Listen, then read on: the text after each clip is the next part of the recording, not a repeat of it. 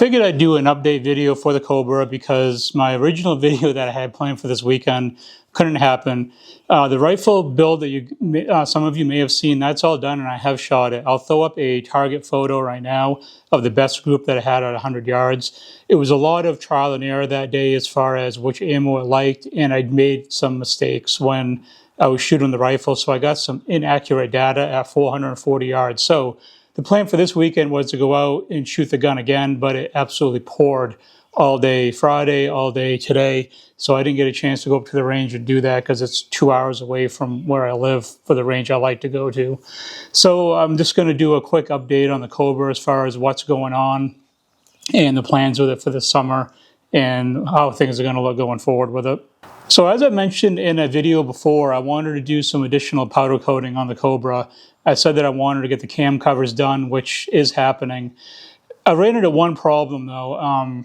In order to do the cam covers, from what I was told, the blower has to come off, and it's a huge friggin', especially the driver's side cover, because of the brake booster, it's a massive pain in the ass to try and do that. That's not something that I wanted to do here, and try to get them powder coated locally for one other reason. I'll get to that in a second.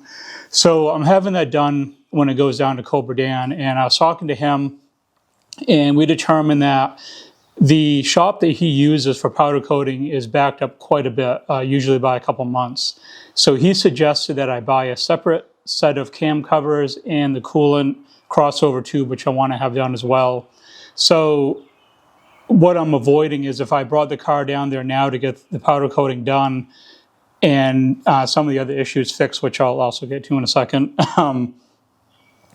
it would have been there all summer, because the powder coating place is backed up a lot. So if you pull the cam covers off, coolant crossover tube, but it's been sitting there all summer waiting for the powder work to get done to come back so we can put it all on. So what I did instead was I bought a separate set of cam covers and I sent those off to the place in Pennsylvania that he uses, and that's going to get done. And then when I bring the car down, he just has to fix the other issue with it and throw the cam covers on and the other stuff I'm having powder coated, and that will be done and save me a lot of time. So the car will be down there for like a week, week and a half versus all summer, which I really don't want to have happen.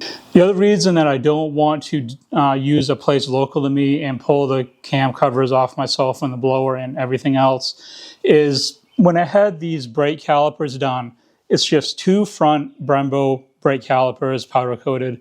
They originally wanted $600 to do that. I reached out to two places. First place I called 2 or 3 times, left them a Facebook message, and they never ever got back to me.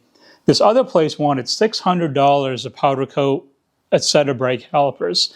So obviously I wasn't going to do that. I went and bought all the stuff from Harbor Freight to sandblast these, and I was going to paint them. I bought a little compressor sandblaster thing. It was all, I was going to paint them with some high quality caliper paint.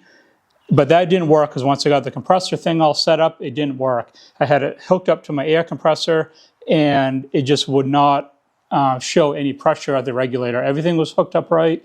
I don't know. The thing was screwed up, broken. I don't know.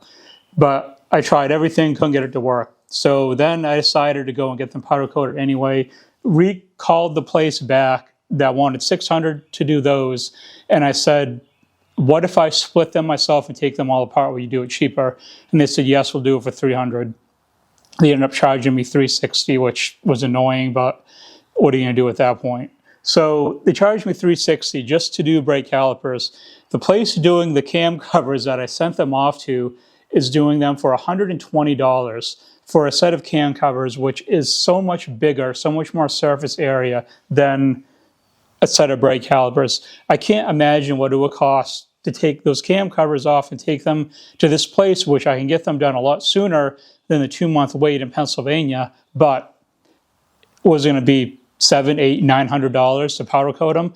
Absolutely ridiculous. I was not going to do that. So what I'm going to do is when these get swapped out with the powder coated ones, the ones that are coming off, and I'll show you guys some close-ups in the engine bay in a second for another part I have to talk about. So it saves me a lot of time. I can resell those. People are always looking for the cam covers off a 4-valve anyway. So I can resell those, take my plaque, put it on the new ones, and that'll be it. As far as with the color I was going to do, I'll throw some pictures up of the cam covers that I bought. These came powder coated. I was this close to just having those put on.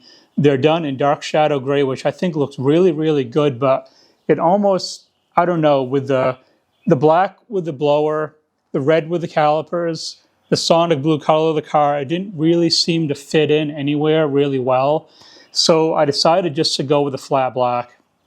I've done wrinkle red in the past. I didn't want to do a wrinkle again. I want to do of a more flat. So there'll be powder coated flat black. And another reason why I didn't want to just have those covers put on was some of the areas were scratched up, and I'll show you some close-ups of that. And something that Dan mentioned, and I thought was a very valid point, was if moisture gets up underneath that coating where it's chipped, it could start to peel over time. And we have a lot of temperature fluctuation here where I live in Maine. The temperature goes up and down a lot between winter into spring into summer. And it's something I didn't want to avoid and have to take the blower off again, the covers off again, and everything else just to have that done and fixed. So I decided to just have them redone, and that'll be it. The other thing that I mentioned before is catalytic converters for this car. I did a startup at the beginning. I did a comparison video last year of how this sounds with the Boiler Stingers, with the Off-Road X and the long tubes versus how it sounded with the Bassani. Me personally, thinks it sounds a lot better than the Bassani. It was a little too raspy and snappy with the Bassanis. The Stingers seem to be more throaty and more toned down as far as the high-pitched sounds, but not where I want it. So these cats will be going on. These are Kooks, high-flow catalytic converters. And another reason why I want to get them put on, I have both, is that these were like $400 a piece. I bought them quite a while ago, and even though I like how it sounds right now, if I didn't have these cats, I would be okay with leaving it as it is, even though it's a little bit more snappy than what I want it to be, even though it's toned down from the Bassani. It's still not quite where I want it, but I would live with that if I didn't have these cats. But being that these were like $800 to buy the two of those, I want to have them put on, because then I have to deal with selling them, taking a loss, because no one's going to buy them for the same price you bought them for. So that's a whole thing, and I don't want to go through all that. So I'd rather just have them put on, get the sound that I really want, and tone it down just a tiny bit more than where it is right now. Also, more carbon fiber stuff. This is also from Carbon Driven. This is the shifter bezel, and I can't tell you guys exactly when I will get this put on. There's a company, I've talked about them before. I'll link them down in the description as well, if I remember to. That makes stitched boot covers for the shifters and the e-brake, and I want to get it done in red stitching because my e-brake handle, not the handle but the cover for it, is messed up. It's ripped and it's in bad shape, so I want to get that redone. I was going to do that with the blue stitching and get the boot for the shifter done in blue stitching, so it will, spruce up the interior just a little bit from the 90s, early 2000s interior found in all these Mustangs. So that will be like a later project down the road. I'm in no hurry to get it done because I have to buy the boot and get the trim ring and everything else and get it all put together. That will be at some point when I get to it. I haven't been driving the Cobra a whole lot. It's been absolutely terrible here, which is why you guys have not had a driving video yet this year. It has rained non-stop all the time. Every weekend it's rained. I don't have every weekend off, but when it rains every weekend, it means it's just not good to be driving the car. I don't want to drive it in the rain. It poured all day yesterday. It was pretty bad. I will get a driving video done sometime soon. We have better weather coming up this week, so that will be the plan. As far as the brakes go, I did bed them in, and they're working, really well. I've driven the car a handful of times, since I got it out this spring. And as far as the other issue that I have with the car, I did the oil change on it a little while ago, and I thought that the coolant leak that I had was gone, but it's not. It still leaks a little bit of coolant, and it's coming from the oil cooler. And I tightened up that center bowl. It's, I believe, a 14 millimeter hex you put in there, and I snugged it up, but it wasn't even loose. It was already pretty tight, so it wasn't as though that was backing off and it was leaking coolant out of the housing, and the gaskets in it are just gone. So the only other option too is to have that oil cooler rebuilt. While I could do that here, I'm just going to have Dan do it while it's down there. Just do everything all at once. I know that getting all the bubbles out of the coolant system on these are a major pain in the ass. I even had a bubble in the coolant system this spring when I first took it out. It was weird because last year it was perfectly fine. I took it out riding one day, and the coolant temp for the supercharger was going way above what it usually should be, and just like that, it all of a sudden just dropped. There was a bubble in the system somewhere, and it popped, and the temperatures dropped right down, and it's been absolutely fine since then. So it's really weird. I don't want to deal with fighting any kind of bubbles in the coolant system with this thing, because it's a pain, because this was already drained and redone once last summer, and it formed another bubble. It's just not a complicated system, but a problematic system as far as the supercharger coolant, the engine coolant, and getting everything right so it's all happy and you don't have bubbles in it.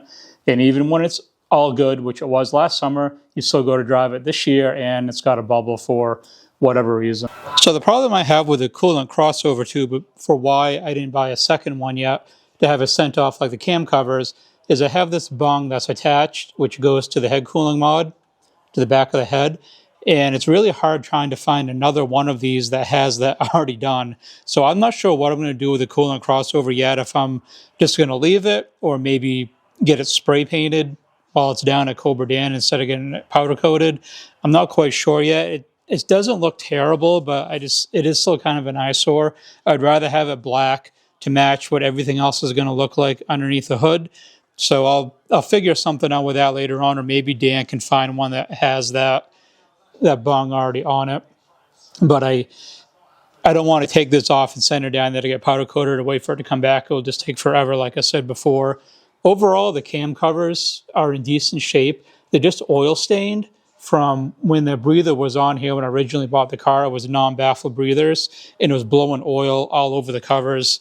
And this side's not as bad, but I put this baffle breather here, and so I just want to get that cleaned up, just a little bit more. And I think the cam covers will look really good as a flat black with the blower and a little bit of the red on the coil covers that I have on there now. And eventually I'll get these tanks done.